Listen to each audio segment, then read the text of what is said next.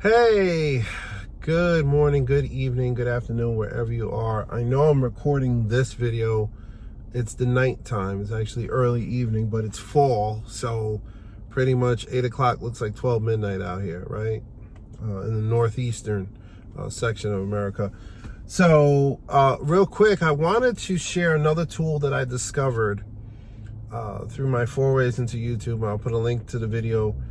It's targeted more towards men. However, this can apply to both genders. So the tool, real quick, it's a very simple yet very powerful, and I've actually been doing this for the last 2 weeks, and with amazing results. I mean, amazing. So before we get into the tool, let's understand what we're trying to do here, right? So when we were with the Narc X, we were love bombed, we were discarded, we were devalued, then discarded, all that, right? But what carried us through those, from the good times to the semi-good times to the holy cow times, was that rush that we would get from being around these people, right? That rush of, sexual attraction, that dopamine rush, that feeling of happiness, that feeling of accomplishment. And what happened now, not in all cases, right? Some narcissistic individuals were, violent, abusive, and all that, and we couldn't wait to get the hell up out of there. However, some were covert, and they weren't use violence or anything like that, but they were lying to us nonetheless. They were manipulating nonetheless. They were, using sex as a tool to get what they want from us. They were gaslighting the crap out of us. They were not taking responsibility for their actions. Everything was about everybody else but them. You know what I mean? Things like that. But we stayed with them. And, of course, there was a part of us that said, I'm willing to commit to this person. I'm going to be 110%. I'm going to be in it to win it. And of course, there was another part of us that got some enjoyment out of the relationship. Okay. It wasn't all bad, because if it were all bad, then yeah, we'd be having a completely different conversation. Right? The reason why it's so hard to get out of narcissistic relationships is because there's this really, holy cow, evil person, or this person who does some really nasty, bad things to you, but that same person really puts you at the top of the world. This person made you feel like you were, God's gift to mankind, which you are, by the way, but they made you feel in a way that was unhealthy, right? Or they just pretty much inflated your ego, and then they pull out this big old pin and pop the balloon, right? So we got what was called like a dopamine rush. And what happens is, what makes us prone to Hoover is we still are looking for that dopamine rush. That's why it's very hard to move on from a narcissistic individual unless you've done the work, and unless you've said, you know what, no, I don't want that dopamine rush that comes from them being in contact with me, or them pretending to be sorry, them pretending to want to work things out, them pretending to love me, all that stuff, right? So there's something called dopamine detox, right?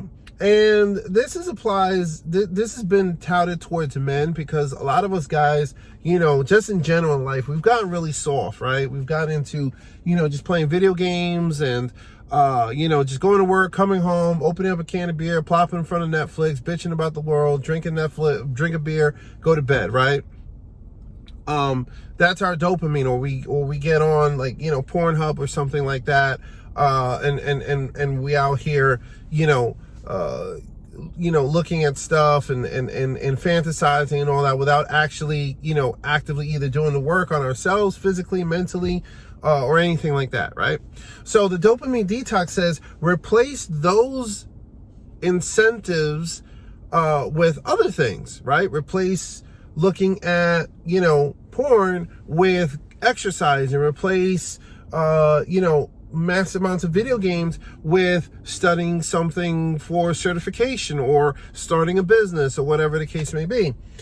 So in the same vein, we got to take that same detox mindset, and we have to apply it to abuse and what we went through in a narcissistic ex, right? Now, what would that be? Well, that's when no contact comes in, right? No contact means we don't reach out to these individuals. We're not checking for them on social media. We're not replying to their emails. We're not doing anything like that. Now, no contact is the best way to go. However, it is not always possible, especially when you have children with a narcissistic ex. You still work with this person, or you have a business with this person, or there's still some ongoing legal proceedings that need to take place, whether you're in a divorce hearings or divorce proceedings, or you're getting sued, or you're suing them, or whatever. No contact may not always be practical. So you have to do what's called low contact. Low contact is you're speaking specifically about whatever the topic is that you need to talk to them about. You're not engaging in any kind of mind games, manipulations, baiting, switching, luring, anything like that. You just bing, bam, boom, gray rock to the point in which they're so bored they just can't be bothered with you. To be honest, in my own opinion, I've yet to see gray rock work. I've seen a lot of coaches say, just gray rock and they'll get bored. I've never seen a narc get bored with a person. I've seen them leave them alone until they get tired with their new supply, or their new boyfriend, or their new girlfriend, or the new situation they're in, and then they start buzzing around you, right? So dopamine detox for that would be like, you're not going on their social media.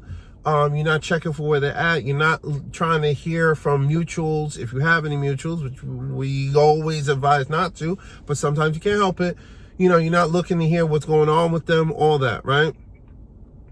Because what happens is this: when you go on the social media, you're looking for a dopamine hit. You're looking to see either their life going down the tube so you can feel great and gloat and be like, yes, they're screwed up. Or you're looking to see where they're at in their new relationship, and that happens a lot, especially when they've dumped you out of the blue and then they're off with somebody else. You're kind of like, well, who is this person? You know what I mean? Or these people. The other thing is you want to see how they're doing. You want to know if they still think about you. You want to know if you still have a chance with them, this and that, right? That gives a rush. Now, it's even worse when they reach out or they reciprocate. Like, you send them a message, they send a message back, blah, blah, blah, blah, blah. Some flirty-gurty stuff going on. Next thing you know, they're at your door talking about, hey, can we sit down and have coffee? Just one coffee. I just want to talk. And then next thing you know, you find yourself in bed planning marriage with them, right? And I'm speaking from experience, okay? So the reason why that happened, dopamine. You was getting a fake high.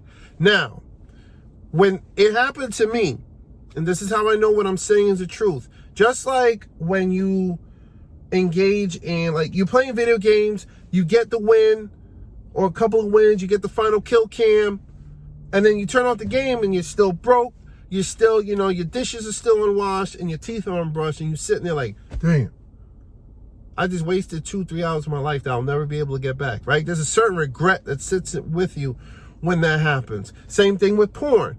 You look at something on the internet, whatever, you fantasize, it feels great, right? And then once you're done, you're tired, you got to clean yourself up. You're like, oh, okay. And then you just go to sleep alone, depressed, like, oh, damn, all right. Like, the needle has not moved in your life in a positive direction, right?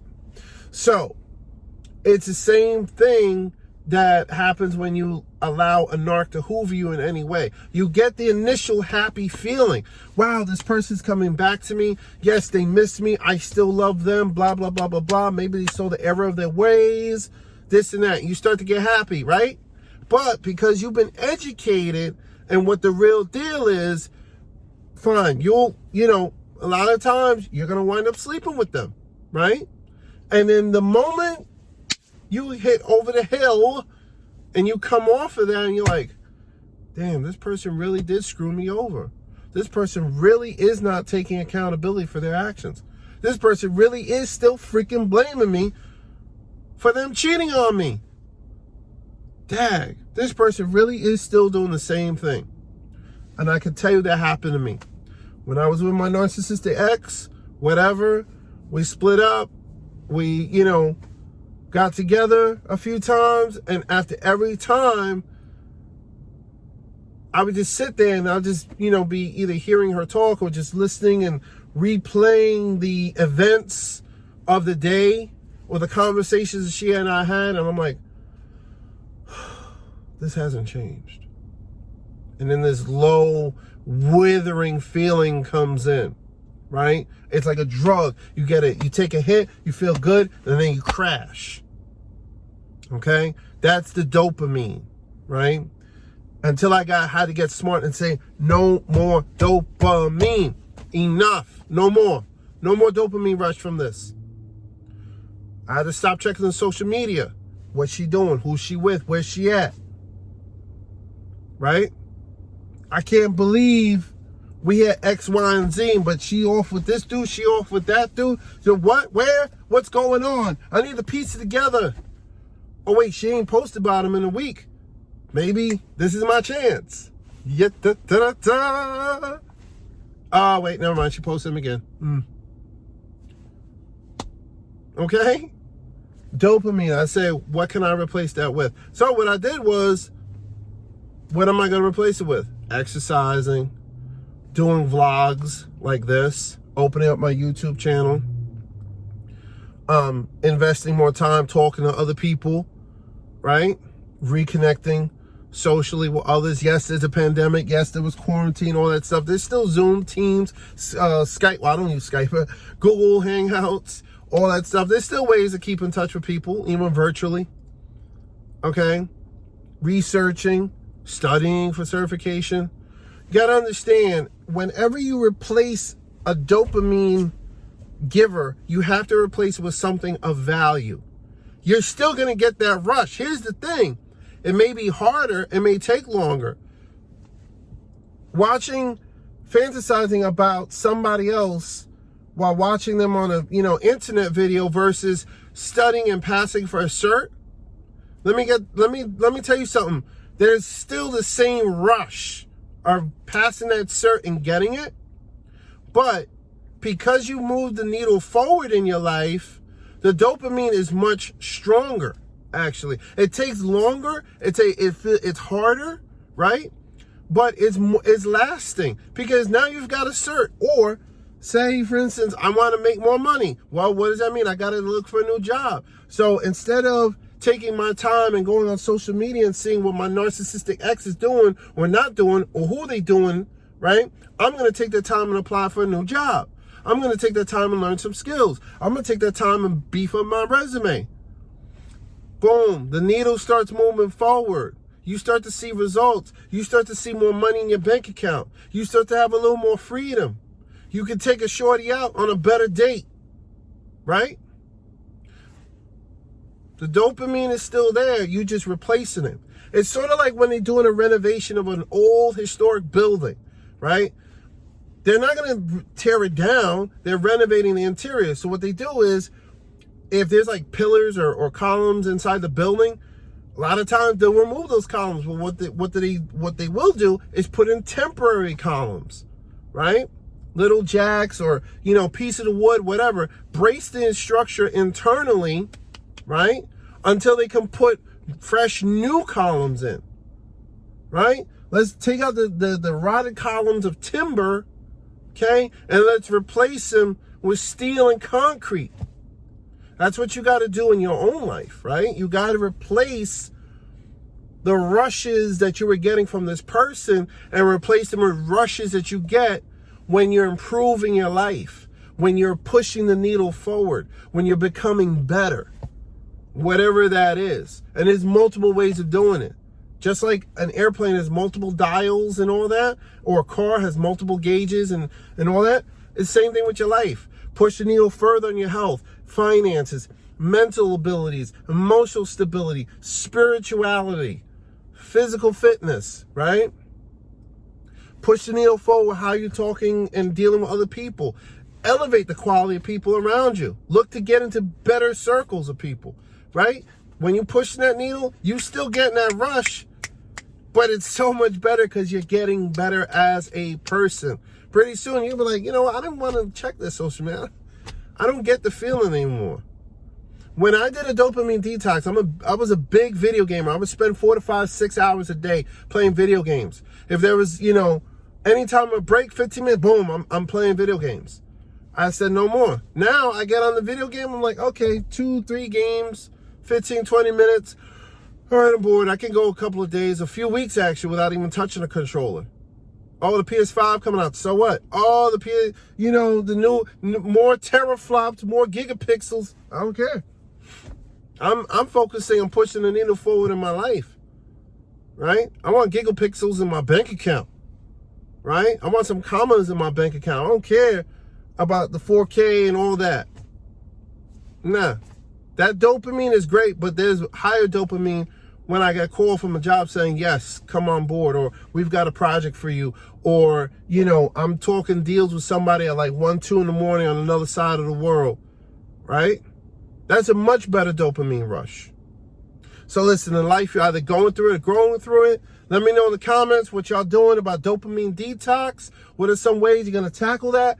Help each other out. For the newbies coming in, please put your questions in the comments. For the people who've been through this, please speak up. This is going to help a lot of people, okay? The holidays are coming. This is the season of gluttony, okay? This is the season of, you got Thanksgiving, you've got Christmas, you've got New Year's, okay? People are just talking about eating, feasting, getting fat, commercialism, capitalism, all that, buying new stuff. I know there's a pandemic. I know there's lockdown, there's quarantine, COVID, all this other stuff going on. So it's probably going to be a bit subdued. But listen, the advertiser's going to hit you like, yo, fatten up your stomach and drain your bank account. We've got this game. We've got that toy. We've got this movie, that, boom, bam, boom. And then you've got the narcissist out here sometimes either breathing down your neck or attempting to hoover or ignoring you, and you're wondering like, why aren't they hoovering me? Why aren't they looking to talk to me? It's the holidays. We used to spend 25 Christmases together. You know what I mean? Nah. Get the dopamine detox going. Replace the rush that you felt being with them with moving the needle forward in your life. That's where lasting change comes through. Listen, you're either going through it or growing through it. Grow through it, baby. All right? Bye.